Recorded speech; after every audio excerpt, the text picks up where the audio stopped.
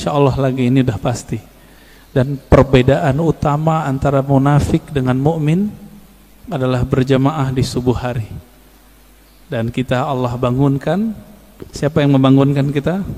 Allah. Kita membaca Alhamdulillahillazi ahyana.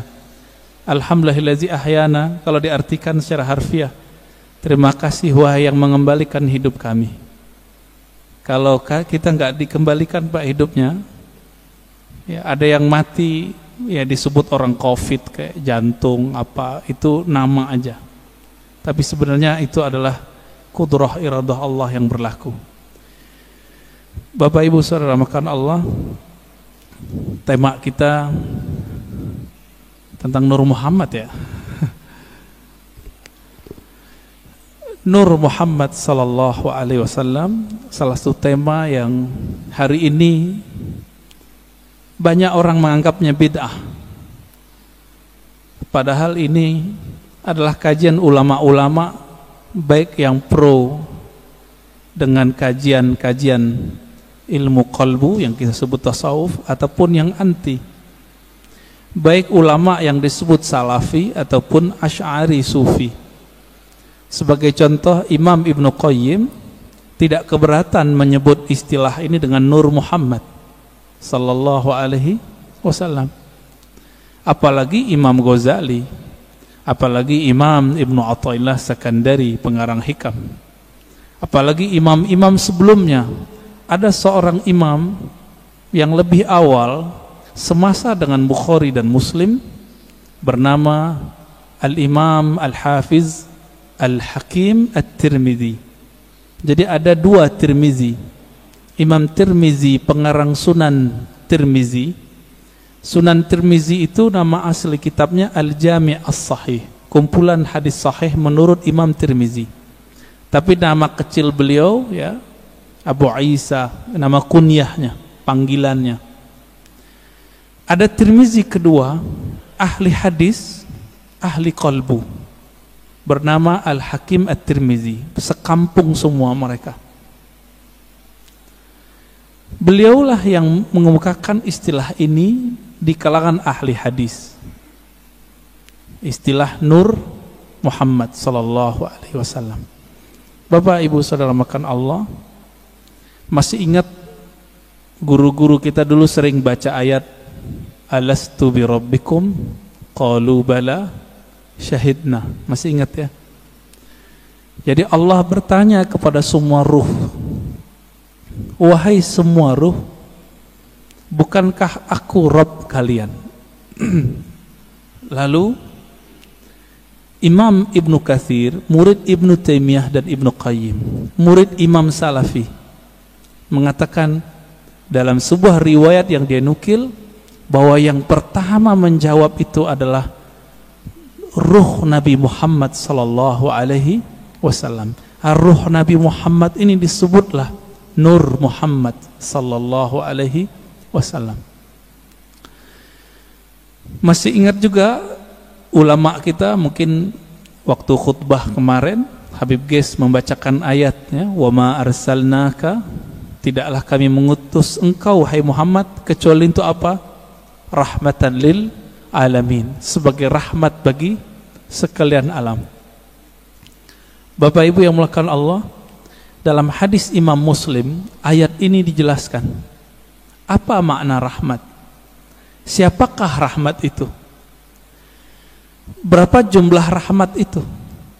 Ternyata dalam hadis Imam Muslim gamblang sekali, inna lillahi mi'ata rahmatin, Allah mempunyai, menciptakan 100 rahmat. Satu Allah ciptakan untuk dunia dari awal penciptaan makhluk di dunia sampai nanti kiamat.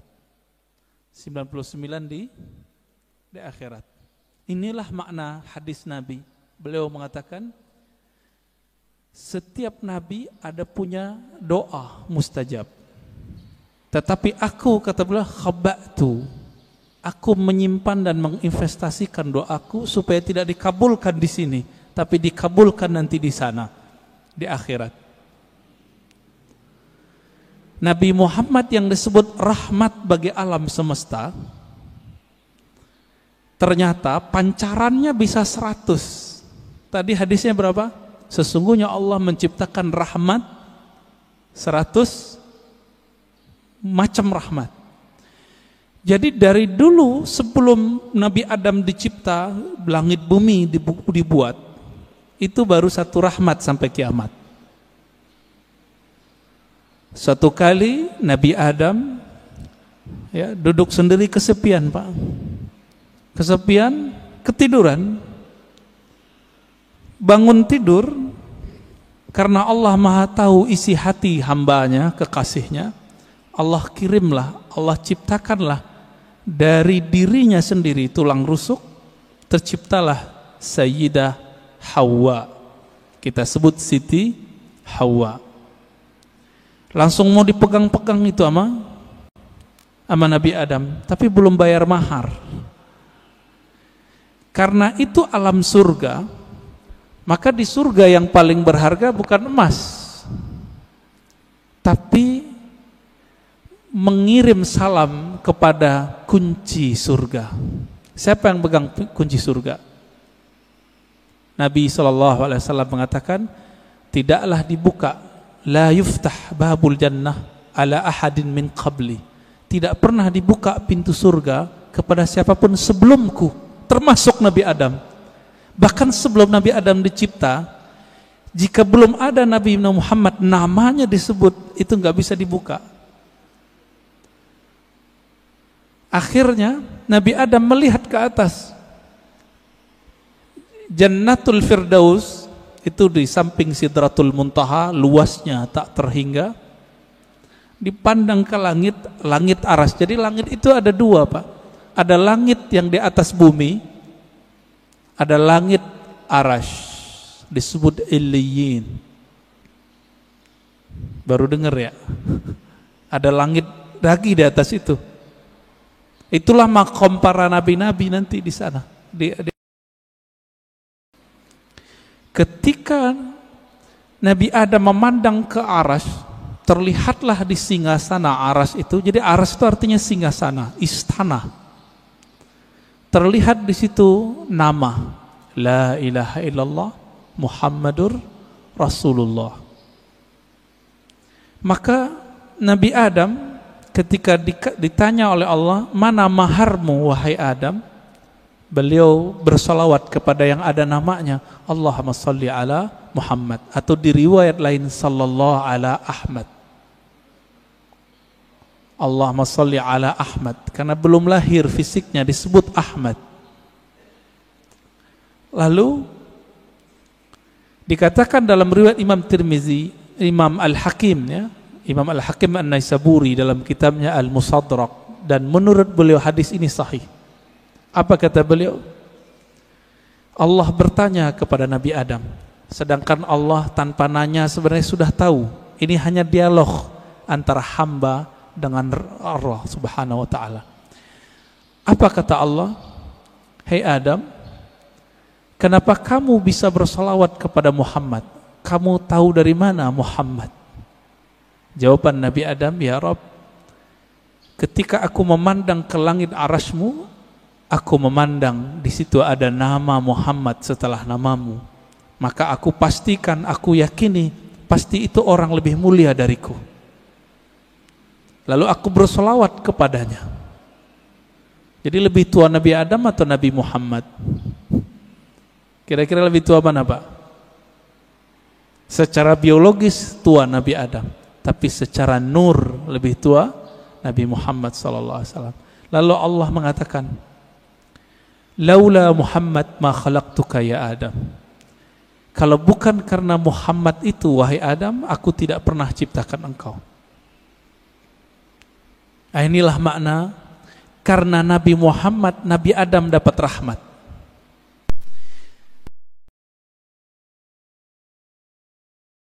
Kalau bukanlah karena sholawat beliau kepada Nabi Muhammad, itu tidak sah pernikahannya dan beliau tidak dibolehkan menyentuh Sayyidatuna Hawa. Tidak ada kita hari ini. Jadi faham kenapa kita harus salawat, Bapak Ibu? Kalau kita faham ini, nggak mungkin salawat dikit, pasti salawatnya banyak. Berapa Pak salawatnya tiap hari Pak? 5 kali gitu ya, 5 waktu. Ya itu mah pelit itu. Orang-orang yang nanti paling gampang mengakses rahmatnya Nabi Muhammad SAW itu orang yang paling banyak berselawat kepada Nabi SAW. Ya. Jadi Nabi mengatakan orang yang paling dekat kepadaku aksarukum salatan alayya, yang paling banyak menyampaikan salam dan salawat kepadaku. Itu sebabnya ulama kita, guru-guru kita yang saleh, wali-wali Allah mulia, itu kalau salawat tiap hari ada yang 313 minimal. Sallallahu ala Muhammad, sallallahu ala Muhammad. Ada yang 500, ada yang 700, ada yang 1000. Itu bukan pembatasan. Ini mereka mendisiplinkan dirinya sendiri, minimal aku zikir sekian.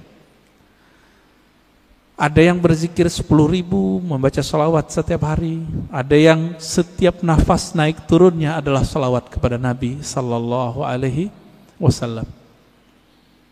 Pantas enggak? Justru lebih pantas, lebih banyak dari itu. Kenapa? Darah ini mengalir itu karena ada salawat kepada Nabi Muhammad sallallahu alaihi wasallam. Bahkan kita mundur lagi. Suatu kali Nabi SAW menyebutkan dalam hadis Imam Al-Hakim At-Tirmizi, ketika orang menganggap Adamlah orang pertama, maka Nabi tegur orang-orang itu dengan hadis yang diringkas oleh Imam Al-Hakim At-Tirmizi dan Imam Al-Hakim, kemudian juga Imam Abu Nuaim dan lain-lain ya. Yang riwayat ini kita pakai riwayat Al-Hakim An-Naisaburi, bukan At-Tirmizi. Apa kata beliau? Nabi SAW bersabda, kuntu nabiyyan wa Adam baina ma'in wa tin. Aku telah diangkat menjadi nabi, sedangkan Adam belum tercipta, masih tanah dan air. Bisa kebayang Pak? Berarti Nabi Muhammad SAW sudah jadi nabi, alam semesta belum dicipta. Beliaulah alam pertama yang dicipta. Oleh karena itu dalam kalam-kalam ilhami yang didapat oleh ulama-ulama kita, ada dialog Allah Subhanahu wa taala dengan dirinya. Beberapa ulama mengatakan ini hadis. Saya teliti, ini bukan hadis yang bersambung. Ini hanya kalam-kalam ilhami. Apa kata Allah Ta'ala? Kuntu kanzan makhfiyan. Aku adalah perbendaharaan yang tersembunyi. Yang disebut dalam hadis Bukhari, Kanallahu wala syai'a ma'ah. Allah ada, tiada satu pun bersamanya. Rahasia. Sangat rahasia. Lalu Allah mengatakan, Fa ahbabtu an u'arafa. Lalu aku ingin dikenal, aku cinta dikenal. Jadi yang boleh narsis itu cuma Allah. Yang boleh suka popularitas itu cuma Allah. Karena Allah punya rahasia disebut kanzan makhfiyan. Aku ingin dikenal, fa khalaqtul khalqa. Aku ciptakanlah makhluk. Siapa makhluk pertama? Allah ciptakanlah apa yang kita sebut dengan tiupan pertamanya. Allah meniup. Ini jangan salah faham. Ini contoh ayatnya. Fanafakhtu fihi min ruhi. Aku tiupkan dari rohku. Allah menyebut zatnya, rohnya. Maka Allah menamakan zatnya dengan roh, ruh. Hembusannya itu menjadilah apa yang kita sebut sekarang dengan Nur Muhammad sallallahu alaihi wasallam. Tapi sebelum Nur Muhammad, Allah itu mengenalkan dirinya bahwa dialah Ahad. Qul huwallahu ahad. Jadi hadis kalam ilhami tadi semuanya ada di surat Al-Ikhlas ketika Allah mengatakan Qul huwa. Kenapa bukan Allah dulu tapi huwa dulu? Dalam tradisi bahasa Arab, kata yang zahir mesti lebih awal daripada kata ganti. Huwa artinya dia. Apa arti dia? Ini kata ganti. Allah nama yang zahir. Oleh karena itu Imam Abdul Qahir Al-Baghdadi, Imam Ahlus Sunnah mengatakan, kalau ayat ini dimulai dari huwa, bukan Allah, seperti ayat kursi, Allahu la ilaha illa hu, berarti huwa itu bukan nama ganti. Huwa itu adalah nama asli Allah Subhanahu wa ta'ala. Disebut nama zahir juga, Pak, nama yang nyata. Huwa itu bahasa Arab artinya dia. Bapak kalau sebut dia dalam bahasa kita, maknanya mirip dalam bahasa Arab. Saya bilang dia, orangnya tampak enggak oleh mata? Ya. Tadi saya ngobrol sama beliau nih. Kita cerita tentang Habib Qais, beliau khutbah. Kelihatan enggak sekarang orangnya? Enggak, berarti tidak terlihat oleh fisik. Maksud dari kata dia, Allah itu tidak bisa dicapai oleh pandangan fisik, pendengaran fisik, semua yang berkaitan dengan indrawi. Itulah makna huwa. Oleh karena itu ulama kita yang ahli qalbu sepakat huwa nama Allah. Jadi jangan heran nanti ketemu kiai-kiai Betawi lama, kiai-kiai Banten, kiai-kiai Jawa lama, kiai-kiai Sumatera, mereka berzikir hu Allah. Ya, hu itu surat Al-Ikhlas itu, Pak. Bukan bid'ah, diambil ayat itu huwallah. Bid'ah enggak tuh? Ngambil dari surah Al-Ikhlas kok. Ya, kalau ada sahabat kita yang mengatakan bid'ah, mungkin pensyarahan ini belum sampai kepada beliau. Kitab-kitab mengenai ini banyak. Al-Ibda, ya, fi Madaril Ibtida, itu menjelaskan perdebatan ulama tentang zikir hu boleh atau tidak. Setelah dibid'ahkan oleh Ibnu Taimiyah, dibalas oleh yang lebih senior oleh Ibnu Taimiyah, namanya Ibnu Athaillah Sekandari. Finalnya itu boleh, bahkan disyariatkan, masyru', begitu bahasa Arabnya. Jadi jangan terjebak di situ. Huwa itulah yang disebut kanzan makhfiyan, perbendaharaan yang tersembunyi. Coba lihat Bapak Saudara amakan Allah.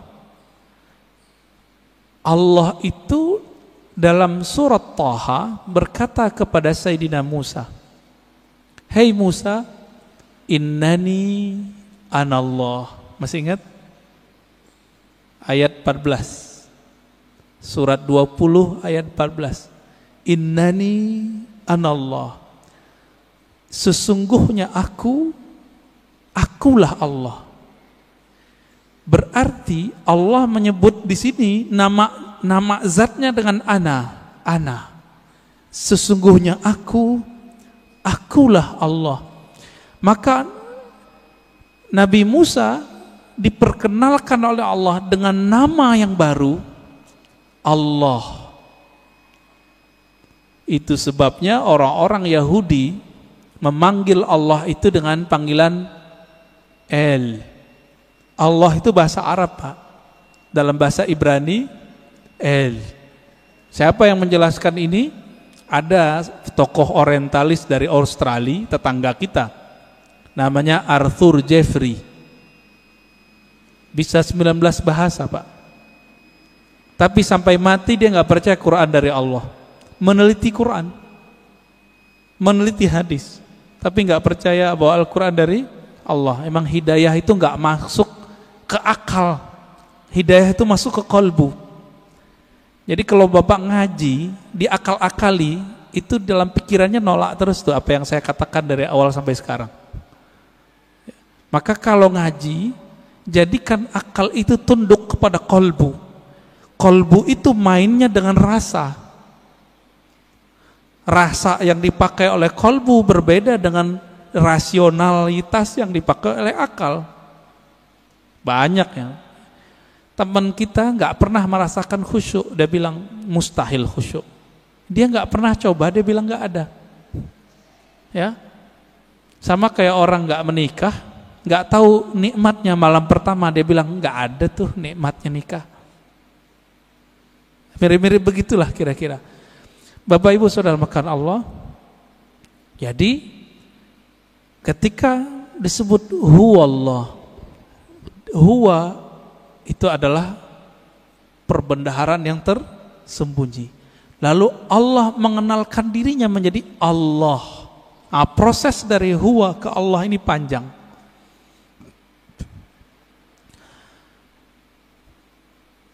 Karena Allah ingin dikenal, maka Allah meniupkan dari ruhnya.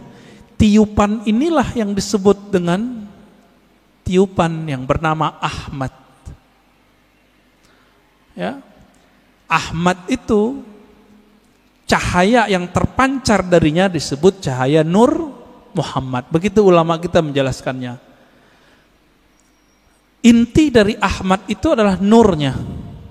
Maka sebagaimana disebutkan dalam hadis Imam Bukhari, innallaha yanzuru ila qulubikum. Allah memandang ke sentral jiwamu. Apa sentral jiwamu? Yaitu qalbu.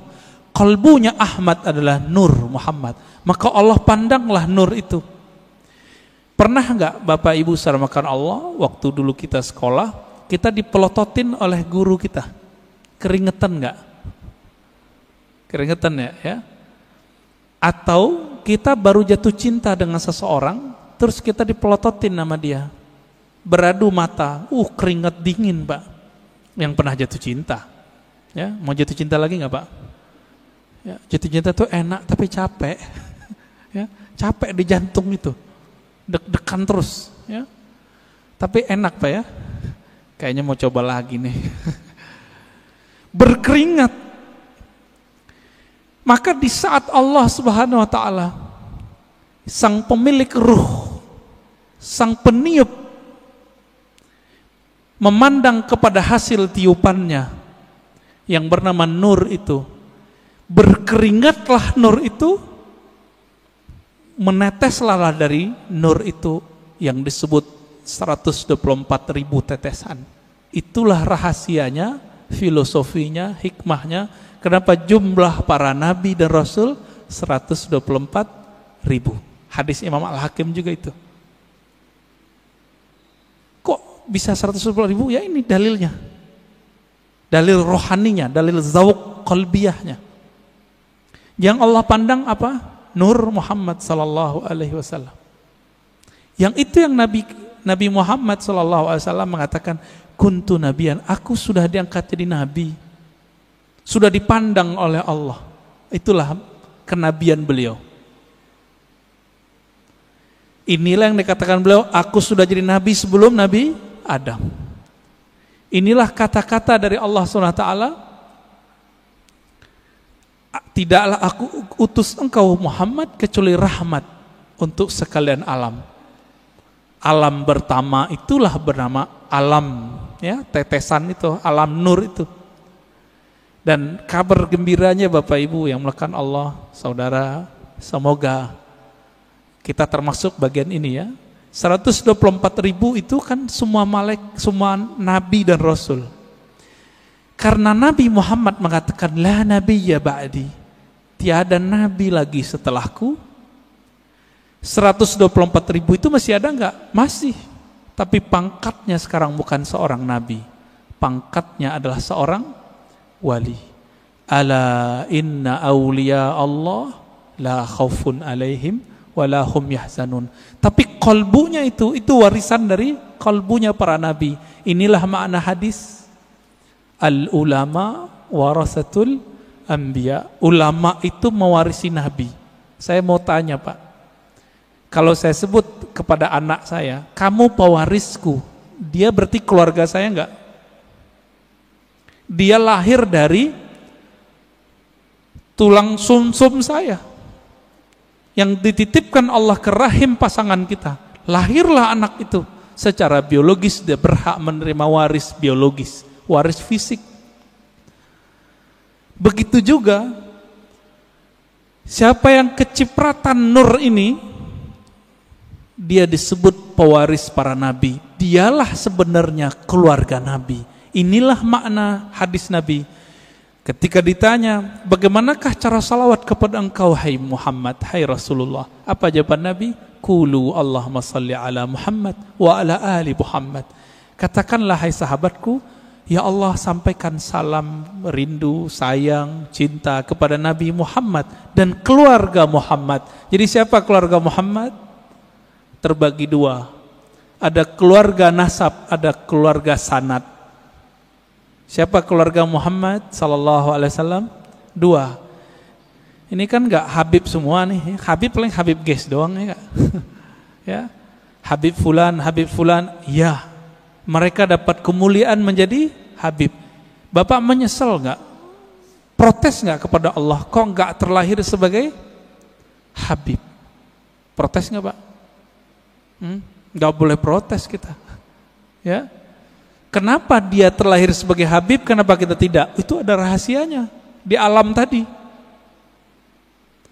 Kenapa hari ini ada orang beriman, ada yang tidak? Itu rahasianya di sana semua.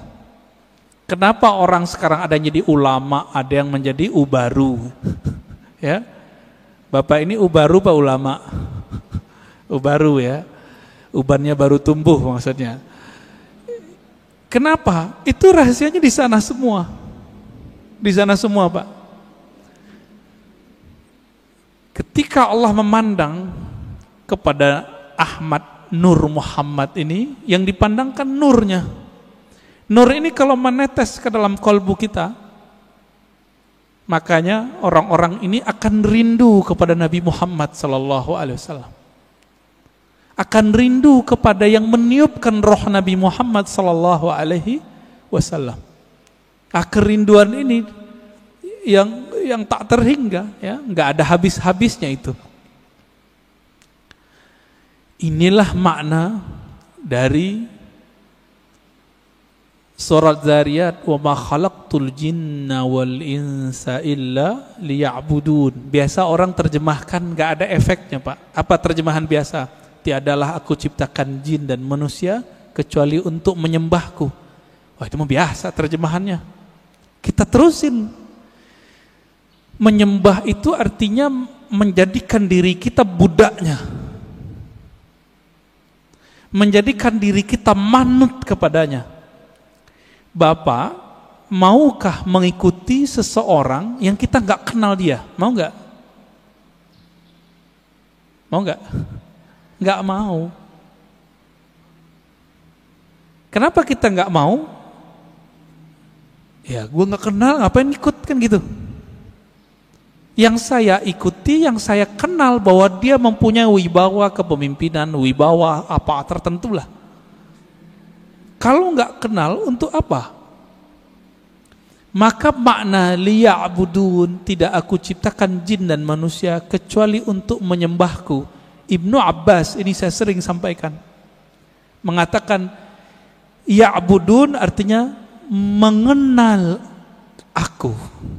Tidaklah aku ciptakan engkau jin dan manusia kecuali untuk mengenal aku. Orang kalau kenal Nabi Muhammad baru mencintai Nabi Muhammad. Orang kalau kenal Rabbu Muhammad, pencipta Nabi Muhammad, baru menyembah Allah Subhanahu wa ta'ala. Kita karena memandang kekasih kita, pasangan kita, kita jatuh cinta kepadanya, lalu kita siap bersamanya, kita siap menghabiskan apa yang kita punya untuknya. Ini nggak kenal Allah, pantas susah tahajud. Nggak kenal Allah, pantas susah baca Quran. Nggak kenal yang nurunin Quran, gimana menikmati surat cinta dari Allah?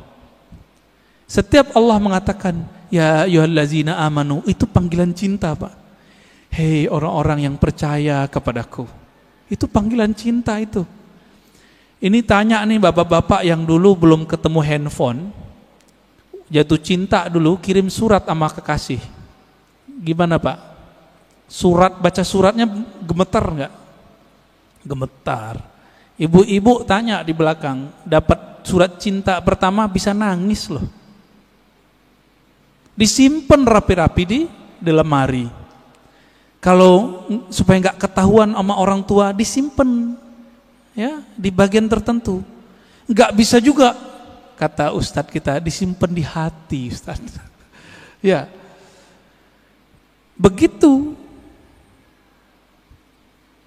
Kalau kita bisa menghargai surat cinta dari kekasih fisik, kekasih biologis, sedemikian rupa, kenapa tidak bisa menghargai surat cinta ini melebihi itu? Ini kan aneh. Berarti nggak kenal kepada yang mengirim surat cinta. Karena tidak kenal, apa yang terjadi? Kita meremehkan surat itu. Bapak Ibu Saudara makan Allah, ini baru sekelumit kita cerita tentang Nur Muhammad sallallahu alaihi wasallam. Nah, Bapak itu dapat tuh pancarannya, makanya bisa sholat subuh di sini, mau bangun, dapat kepercik Pak. Cuma kepercik bagian keberapa saya nggak tahu. Itu yang ahli Nabi Muhammad dan pewaris Nabi Muhammad yang paling utuh, yang disebut Al-Imam Al-Mahdi. Hanya beliau berdua lah yang mengerti. Ini nih kita pancaran keberapa ini? Kalau emang ada, kalau enggak zombie Pak. Zombie. Bapak tahu zombie? Nah, ini yang disebut Khawarij di zaman Rasulullah. Dia sholat sama kita tapi ganasnya bukan main. Ya. Beda sama dia kafir. Ya. Beda dengan amalannya musyrik. Berpakaian agama tapi Nabi mengatakan Al-Quran yang dia baca tidak tembus sampai ke dadanya. Gak dapat nur deh. Gak dapat nur. Maka dulu guru kita mengatakan orang-orang yang gak dapat nur ini la naura fi wajhi, di wajahnya tidak ada ketenangan. Maka inilah, ini penutup untuk pengantar dari Nur Muhammad sallallahu alaihi wasallam. Nabi berdoa dalam hadis Imam Muslim, itu dibaca ketika mau berangkat dari masjid, dari rumah ke masjid, atau dibaca saat sujud salat sunat. Allahumma ja'al fi qalbi nura, ya Allah, tumpahkanlah nurmu ke dalam kalbuku, wa fi sam'i nura, ke dalam pandanganku, wa fi pendengaranku, ya, basari, pandanganku, dagingku, tulangku, darahku, di depanku, di belakangku, kanan kiriku, atasku dan bawahku. Artinya kelilingilah kami dengan nur.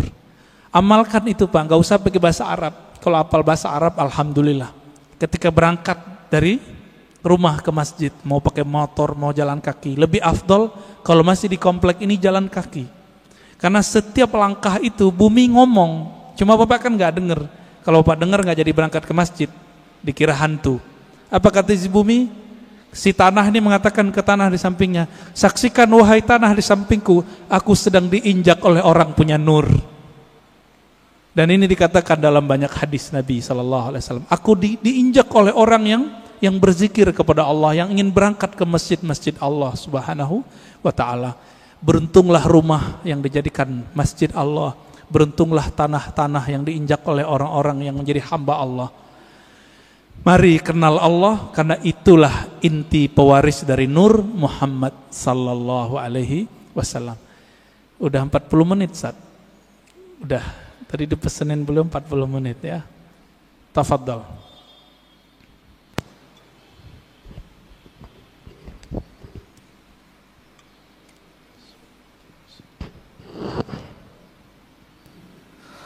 Alhamdulillahirabbil alamin. Terima kasih Pak Buya atas materinya. Dari para jamaah, hari ini ada yang bertanya tentang mengenal Nur Muhammad sallallahu alaihi wasallam.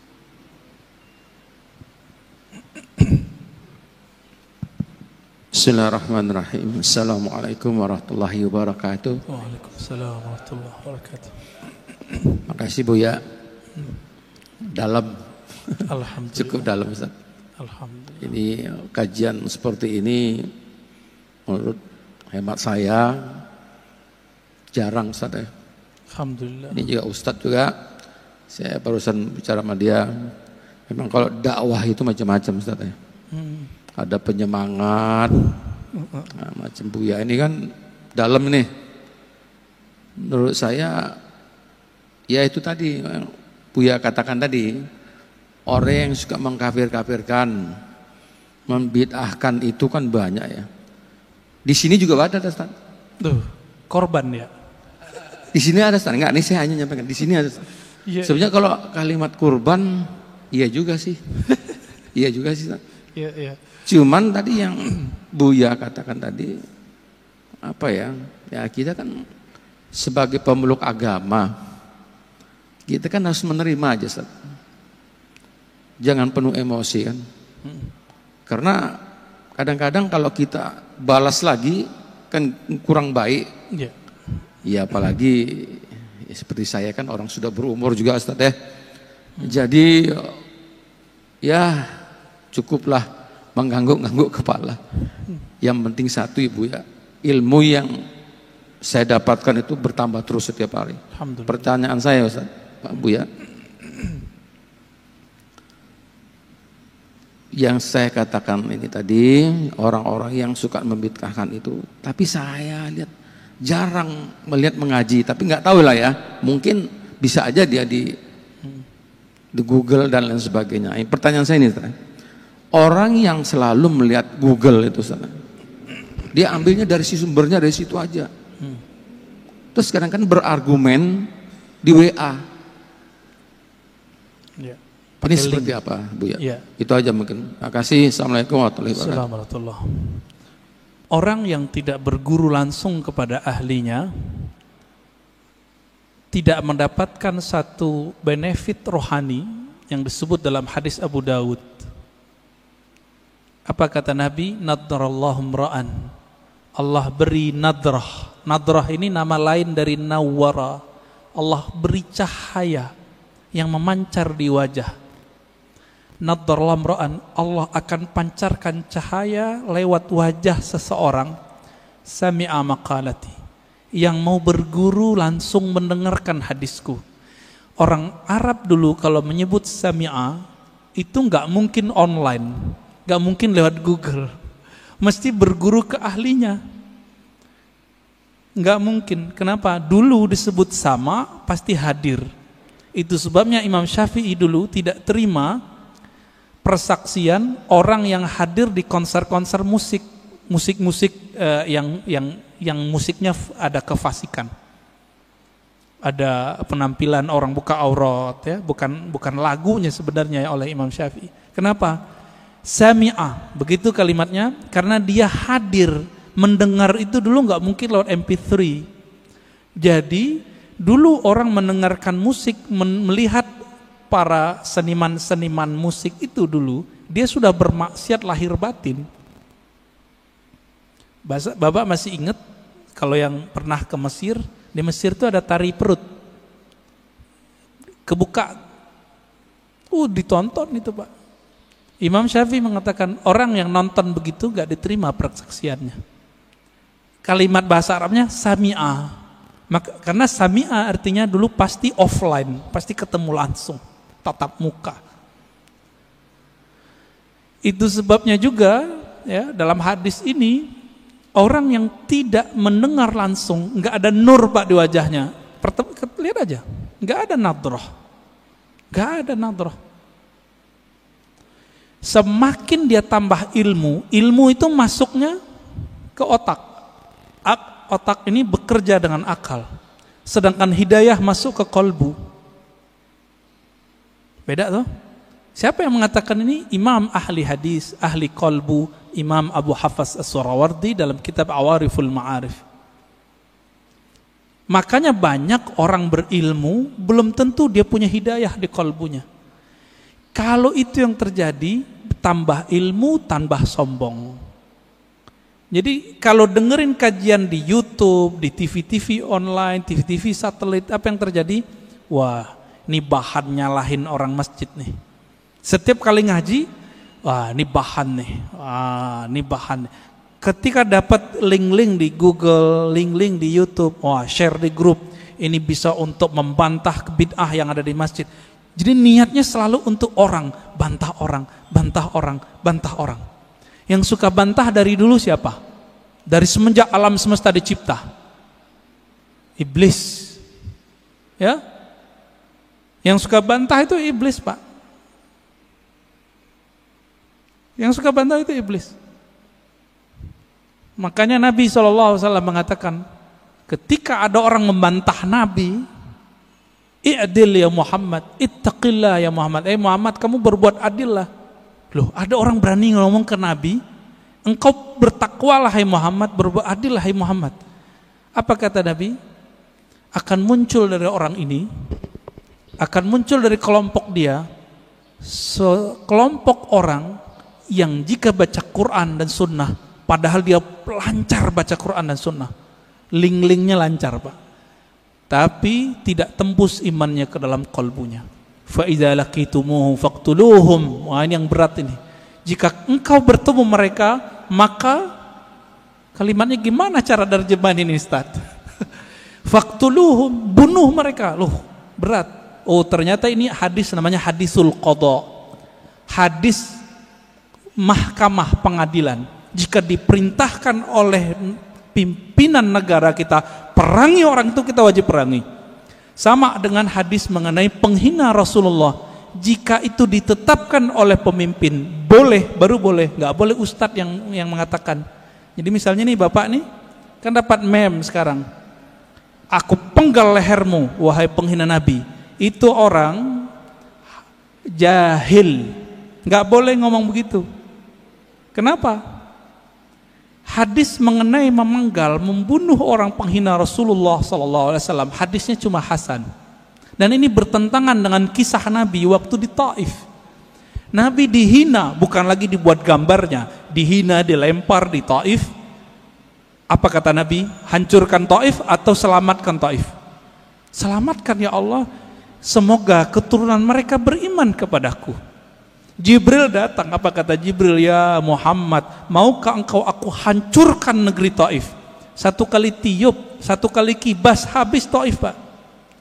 Karena Jibril punya sayap, sayapnya dibuka, ketutup langit dan bumi.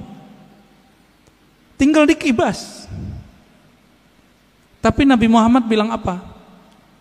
Di sini saya tahu, tambah mengenal sosok Nabi Muhammad. Ternyata beliau lebih berkualitas tinggi dibandingkan Jibril. Apa kata Nabi Muhammad? La ya Jibril, enggak boleh ya Jibril. Kenapa? Nabi Muhammad itu induk alam semesta. Karena beliaulah Adam ada, alam ini ada. Kalau seorang ibu, maukah anaknya dibunuh? Maukah, Pak? Anaknya dibunuh? Enggak mau. Nabi meskipun melihat anak-anak rohaninya ini, pancaran-pancaran dari dirinya ini, belum kenal dia, beliau nggak bilang hancurkan ya Allah, enggak. Itulah orang tua sejati, orang tua rohani Nabi Muhammad SAW. Ya, Jibril nggak sabar, Pak. Pantas toh Jibril nggak jadi nabi di sini. Ya, udah mulai faham siapa Nabi Muhammad SAW. Maka saya tanya kepada orang yang ingin menggal pembuat karikatur Nabi. Ente jangan kira saya tidak emosi. Saya emosi dengan orang yang buat karikatur Nabi. Bahkan yang bilang orang tua Nabi di neraka aja mau saya bunuh. Tapi kita nggak boleh membunuhnya. Kenapa? Seandainya itu ada di depan Nabi, Nabi tidak akan membunuh mereka. Nabi hanya akan mendoakan mereka. Jadi jangan beragama dengan emosi, dengan hawa, dengan syahwat. Beragamalah dengan nur itu. Saya kalau tiap bahas tentang itu, Pak, suara naik. Tapi kolbu bilang turunin lagi, turunin lagi. Ada ustadz bilang orang tua Nabi masuk neraka. Waduh, kebakar kita, Pak. Apalagi yang keturunan Rasulullah kayak Habib Ges, Habib Lutfi, Habib. Perasaannya gimana, Pak? Kakek ente masuk neraka gitu. Anak neraka, cucu neraka. Kira-kira gimana? Nggak punya perasaan mereka itu. Oh, hadisnya sahih. Iya, ini hadis sahih secara sanad, matannya tidak. Ya, ilmu hadis itu bukan hanya ilmu tahu ini sahih tidak sahih, tapi juga ilmu tentang matannya. Ilmu matan hadis wajib belajar akidah. Maka ciri-ciri orang yang menyimpang dari ahlus sunnah, membaca hadis tidak dengan kaidah akidah ahlus sunnah, fikih ahlus sunnah, dan ilmu tasawuf ahli sunnah. Menyimpang dari itu, jadinya kayak mereka itu kurang ajar sama Rasulullah Sallallahu Alaihi Wasallam. Gimana Tad? Udah Tad? Baik. Bismillahirrahmanirrahim. Ustaz, kita tanyakan dari akun YouTube An-Nabawi TV, Ustaz. Jadi ada yang menyimak sekitar 70 situs yang nyimak streaming ini. Ada yang bertanya, Buya, bagaimana kiat dan syarat supaya kita mendapatkan syafaat Rasulullah Sallallahu Alaihi Wasallam? Terima kasih Buya atas jawabannya. Assalamualaikum warahmatullahi wabarakatuh. Ya, bagaimana kiat mendapat syafaat Nabi Sallallahu Alaihi Wasallam? Nabi itu syafaatnya macam-macam. Ada syafaat spesial, ada syafaat global.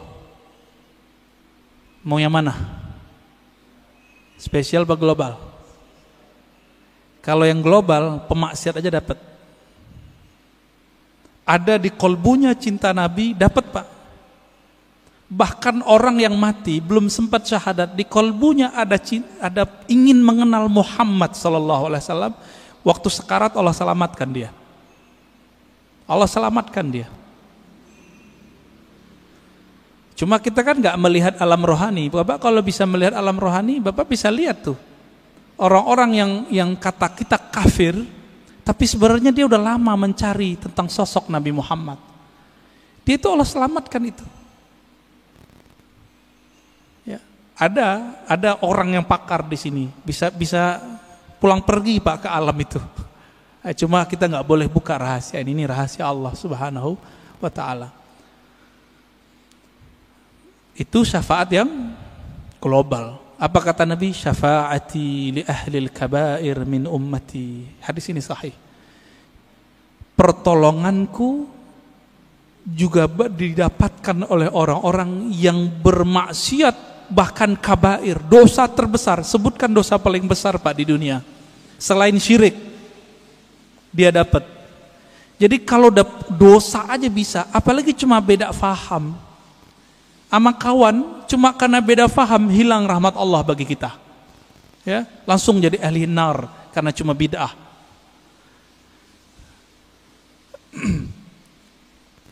Tapi ada yang spesial. Siapa yang spesial ini? Apa kata Nabi sallallahu alaihi wasallam? Ya. Aulan nasbi aktsaruhum salatan alayya.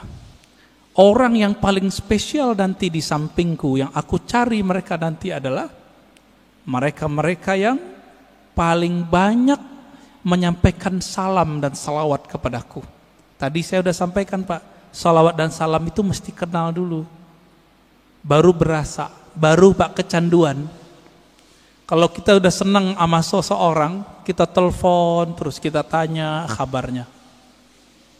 Ya, itu dia. Maka bersolawatlah kepadanya. A'rif nabiyyak summa salli wa sallim alaih. Kenali nabimu, lalu salawat dan salamlah kepadanya. Itulah hakikat daripada mengikuti Nabi sallallahu alaihi wasallam. Pasti banyak. Dan ini jaminannya Rasulullah, bukan Ar-Razi, ya. Kalau saya nggak bisa menjamin, tapi kita punya sanad kepada sang penjamin. Nabi mengatakan kullu sanadin inqata'a ila sanadi. Semua sanad terputus kecuali sanadku. Dan ini jaminan Nabi sallallahu alaihi wasallam. Ya, tafadhal. Kalau syaratnya apa Ustaz? Syarat kan tadi ada kiat dan syarat. Kalau syaratnya Nabi mengatakan man qala la ilaha illallah khalisan mukhlisan min qalbihi aw nafsihi.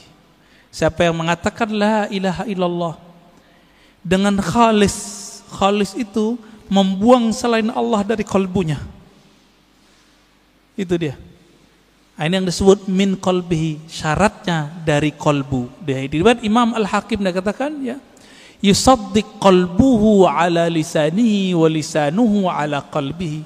Si kalbunya membenarkan lisannya, lisannya membenarkan kalbunya. Itulah zikirnya Nur Muhammad sallallahu alaihi wasallam, yaitu la ilaha illallah. Apa arti ilah? Tiada yang berhak dicinta, disembah kecuali Allah Subhanahu wa ta'ala. Dan Nabi adalah orang yang paling menyembah Allah karena beliau yang paling mengenal Allah.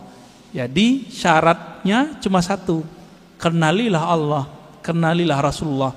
Jadi kita dengan syafaat itu tergantung seberapa kualitas pengenalan kita kepada Allah dan Rasulullah sallallahu alaihi wasallam.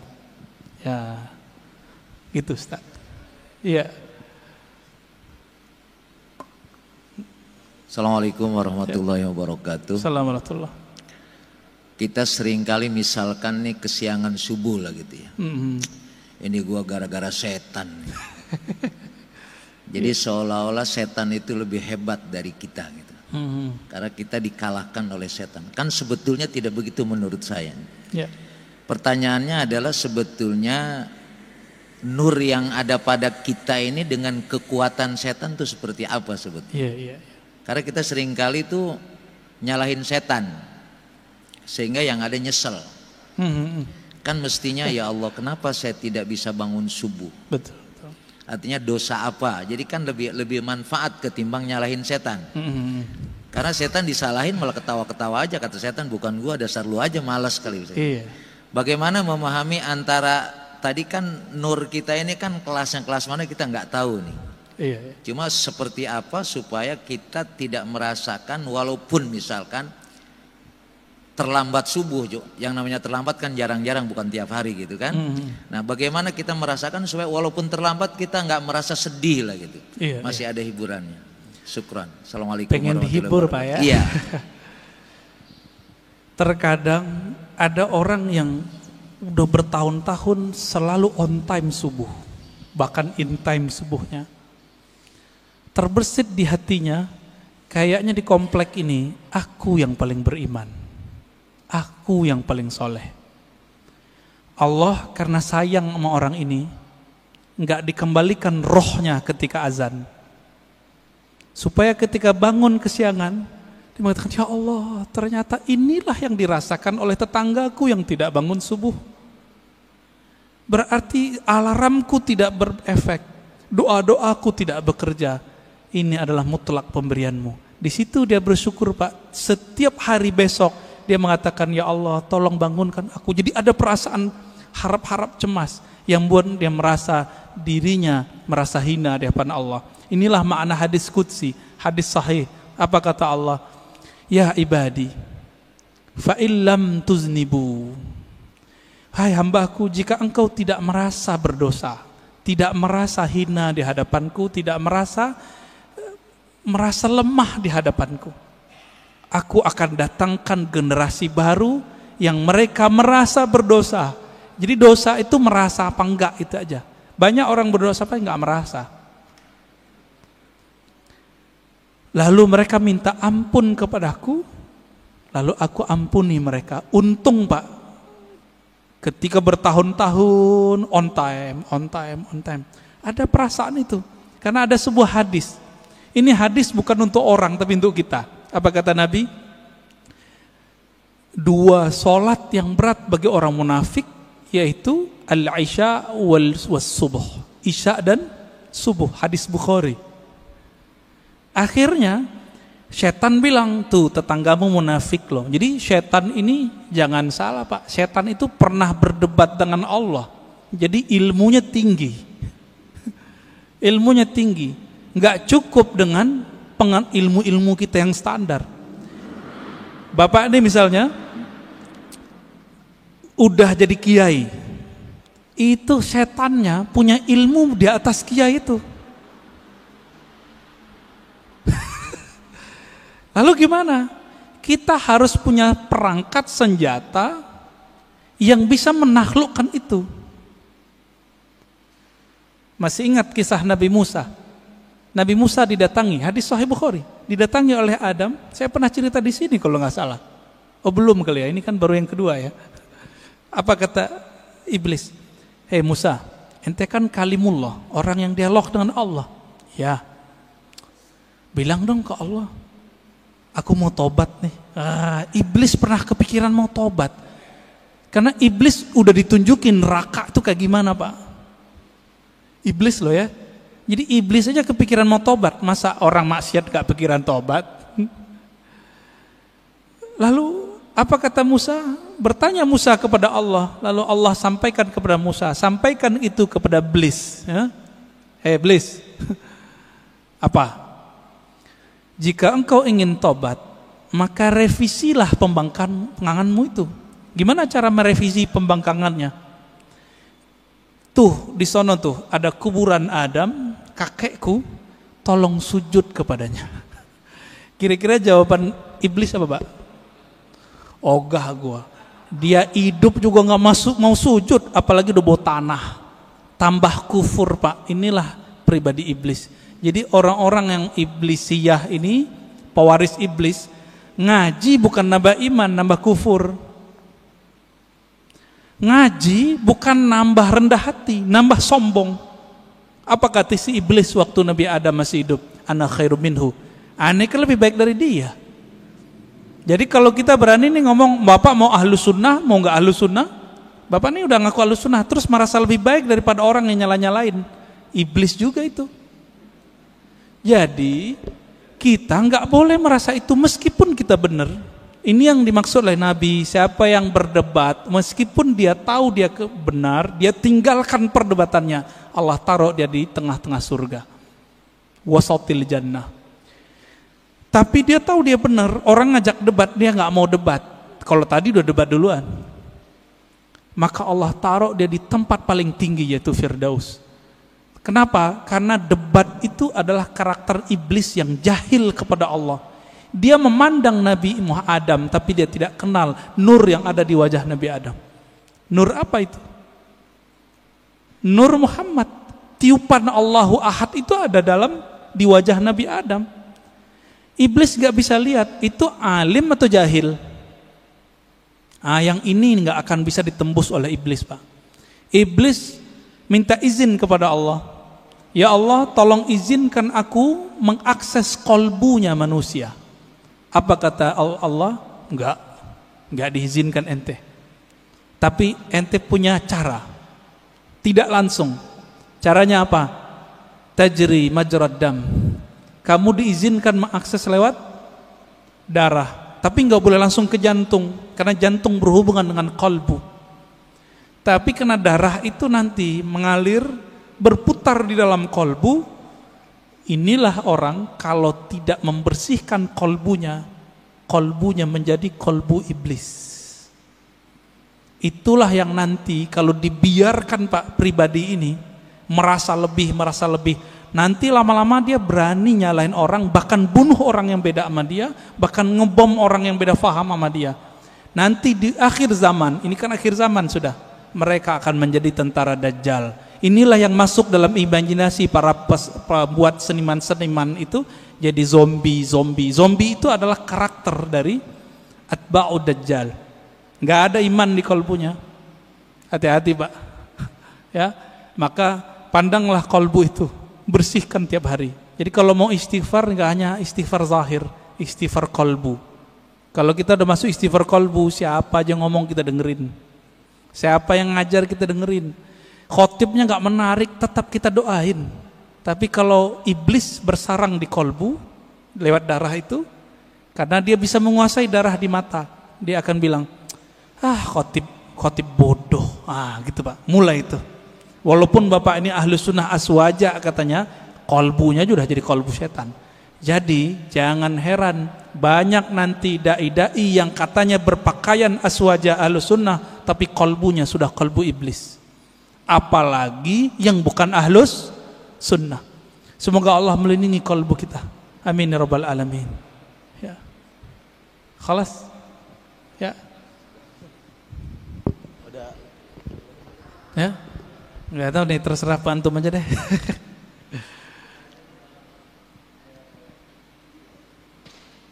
Bulan depan aja lagi Pak ya.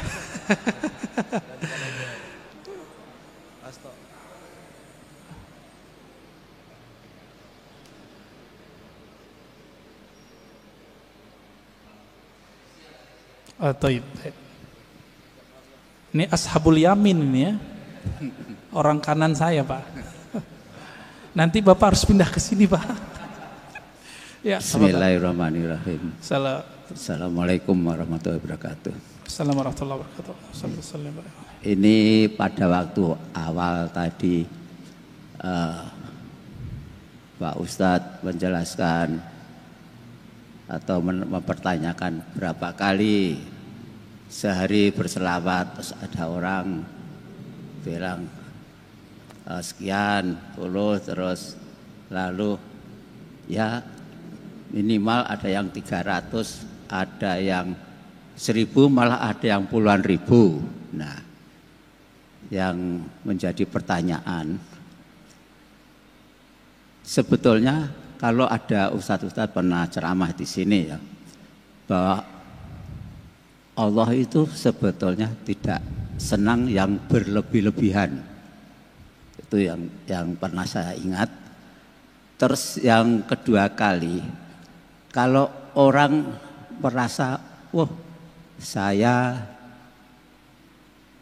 kalau selawat bisa sekian puluh ribu, itu kan menimbulkan kesombongan. Padahal sombong itu juga sebetulnya dilarang. Tunggu dulu Pak. Apa? Bapak tahu dari mana orangnya sombong? Lo kan misalkan dia pas kumpul-kumpul, Pak, misalkan ini apa namanya? Itu namanya suudzon, buruk sangka. Itu nggak boleh. Ya, tapi dia kan terus menyombongkan diri.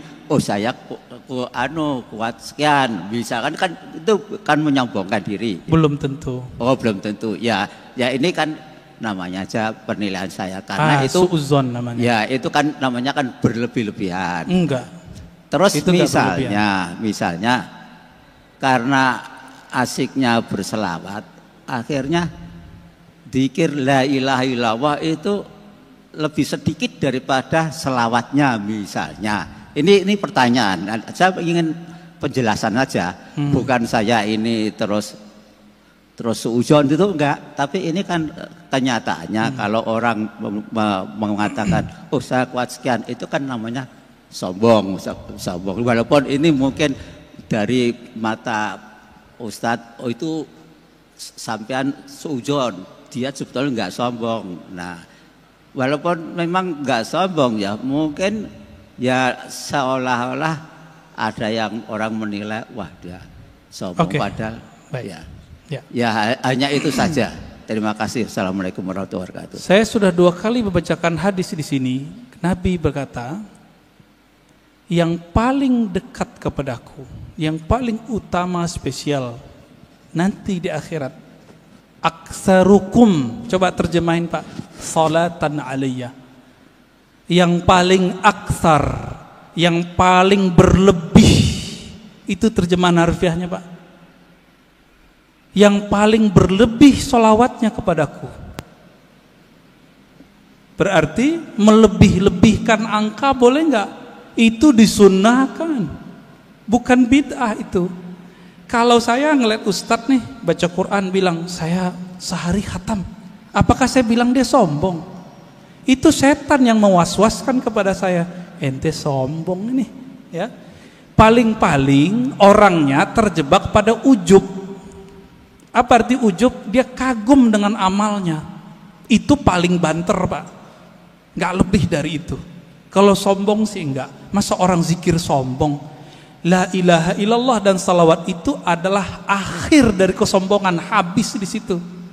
Orang kalau bilang Allahumma, itu secara rohani habis sombongnya. Karena Allahumma, Bapak udah nggak ada lagi sebenarnya. Ya Allah, saya ini bukan hamba yang pintar, bukan hamba yang hebat. Itu makna Allahumma. Jadi nanti kalau ada orang-orang yang banyak sholawat, jangan kita tuduh begitu. Itu was-was kita aja. Ya, itu was-was kita. Perasaan kan gitu, perasaan apa kenyataan itu kan beda. Nah ini mohon maaf Pak, saya harus koreksi karena ini berbahaya untuk seumur Bapak. Itu nggak boleh ada suudzon lagi, nggak boleh sama sekali. Siapa yang masih nyimpan suudzon di kolbunya, saya khawatir su'ul khotimah nanti. Buruk sangka itu melahirkan su'ul khotimah Pak. Ini udah rumus di mana-mana. Kita udah nyaksiin orang-orang yang paling banyak berburuk sangka kepada hamba Allah, itu matinya mati nggak bener. Jadi tolong itu dibuang itu, ya. Jadi mohon maaf ini harus dikikis habis. Makanya suara saya harus tinggi untuk mengikis bapak itu, ya. Semoga bapak tambah rajin sholawat, ya, saingin dia pak. Nanti bapak adukan itu ke Rasulullah. Rasulullah, menurut saya ini berlebihan. Nanti dijawab Nabi pak, aulakum, yang paling utama dari kamu adalah yang paling berlebihan itu sholawatnya kepadaku. Sampai datanglah Ubay bin Ka'ab kepada Nabi. Apa kata Ubay? Wahai Rasulullah, saya jadikan sholat kepada engkau cukup 1/4 ya. Apa kata Nabi? Ya boleh. Kalau setengah gimana? Boleh. Kalau 2/3 gimana? Bagus. Kalau semua bagaimana? Wah, top, hai Ubay. Apa kata Nabi? Apa kata si Ubay? Dengan demikian wahai Rasulullah, aj'al salati kullaha lak. Aku jadikan salawatmu untukmu semua. Maka amalannya Ubay yang hafiz Quran, setiap nafasnya adalah salawat kepada Nabi sallallahu alaihi wasallam. Berlebihan enggak sahabat Nabi ini? Abu Hurairah zikir 12.000 tiap hari, berlebihan enggak? Dan itu ditulis dalam kitab. Jika itu berlebihan, Abu Hurairah lah yang pertama berlebihan. Ali Zainal Abidin, ya, cucu Rasulullah SAW, itu sholat 1000 rakaat tiap hari. Berlebihan enggak itu? Ya. Utsman bin Affan sehari 8 khatam. Gimana ceritanya itu? Kita coba, sehari paling bisa 2 khatam. Utsman bisa 8 kali khatam. Kecepatan otaknya di atas rata-rata itu pak. Coba tanya sama hafiz Quran, dia paling mengerti masalah itu. Cuma hafiz Quran yang mengerti 8 khatam bisa sehari. Saya udah ketemu sama orang begitu, jadi bisa paham. Dibantah sama teman kita waktu itu, ente berlebihan, sama kayak bapak ngomong tadi. Bukannya dalam hadis Nabi melarang mengkhatamkan Quran kurang dari 3 hari. Artinya sehari 10 juz, 10 juz, 10 juz, 30 juz. Ini kalau ngomong fikih jadi kenceng lagi nih ya. Tuh pada ketawa tuh pak. Apa kata Nabi SAW? Tidak paham Al-Quran orang yang khatam kurang dari 3 hari. Itu Nabi lagi ngomong sama siapa? Abdullah bin Amr Abdul As, anak muda. Maksudnya ente nggak paham kalau baca lebih banyak dari 10 juz tiap hari, ente gitu. Nabi nggak ngomong ke Utsman. Lebih mulia Utsman atau Abdullah bin Amr? Saya mau tanya pak. Utsman.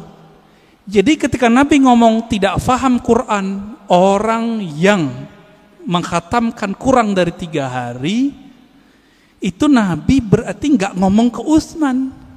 Karena Utsman nggak mungkin pelaku berlebihan, nggak mungkin.